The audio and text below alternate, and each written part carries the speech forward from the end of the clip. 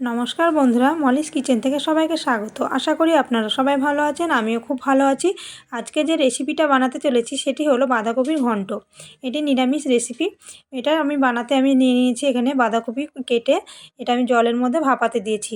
সামান্য ভাপিয়ে এলে আমি এটা ঢেলে নেব। তারপর আমি এখানে কিছু মশলা নিয়েছি। এখানে নিয়েছি আদা, জিরে, কাঁচা লঙ্কা আর একটা টমেটো। এবার আমি ওগুলো পেস্ট করে নিয়েছি। তারপরে আমি কড়াইতে দিয়ে দিয়েছি সর্ষের তেল।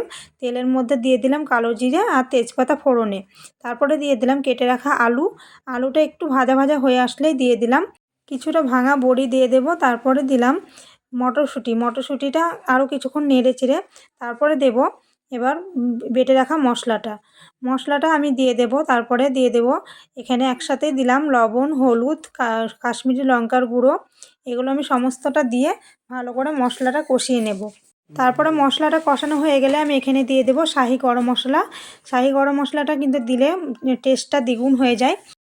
এবার আমি আরও কিছুক্ষণ মশলাটা কষিয়ে নেব ভালো করে। তারপরে দিয়ে দেব সামান্য চিনি। চিনিটা দিলে কিন্তু টেস্টটা সুন্দর হয় আর কালারটাও সুন্দর আসে। এরপর আমি দিয়ে দিলাম ভাপিয়ে রাখা কপিটা কিন্তু ভালো করে জলটা ঝরিয়ে নিতে হবে, নাহলে কিন্তু খুবই জল জল হলে কপিটা ভালো লাগবে না। কপির ঘন্টটা কিন্তু একবারে শুকনো শুকনো করে রান্না করতে হবে, তাহলে কিন্তু টেস্টটা খুব সুন্দর হবে। এবার আমি সমস্ত কপিটা দিয়ে দিলাম। তারপরে আমি ভালো করে নেড়ে চেড়ে কিছুক্ষণ ঢাকা দিয়ে রান্নাটা করে নেব। এটা একবারে শুকনো শুকনো করে রান্নাটা করতে হবে, নাহলে ভালো লাগবে না। এবার আমার প্রায় রান্নাটা হয়ে এসেছে। আশা করি ভিডিওটা ভালো লেগেছে। ভালো লাগলে লাইক, কমেন্ট, শেয়ার। যারা ফেসবুক থেকে দেখছেন চ্যানেলটা ফলো করে দেবেন, যারা ইউটিউব থেকে দেখছেন চ্যানেলটা সাবস্ক্রাইব করে দেবেন, এই অনুরোধ রইল। এবার আমার হয়ে গেছে রান্নাটা পুরোটাই।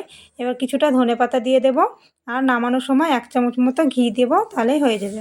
রেসিপিটা যদি ভালো কিংবা খারাপ লেগে থাকে কমেন্টে জানাতে ভুলবেন না। এই নিরামিষ বাঁধাকপির ঘন্টটা কিন্তু ভাত কিংবা রুটির সাথে আপনারা রাখতে পারেন। এটা কিন্তু খুব সুন্দর লাগে খেতে। দেখা হচ্ছে পরের ভিডিওতে। ভালো থাকবেন সবাই। নমস্কার।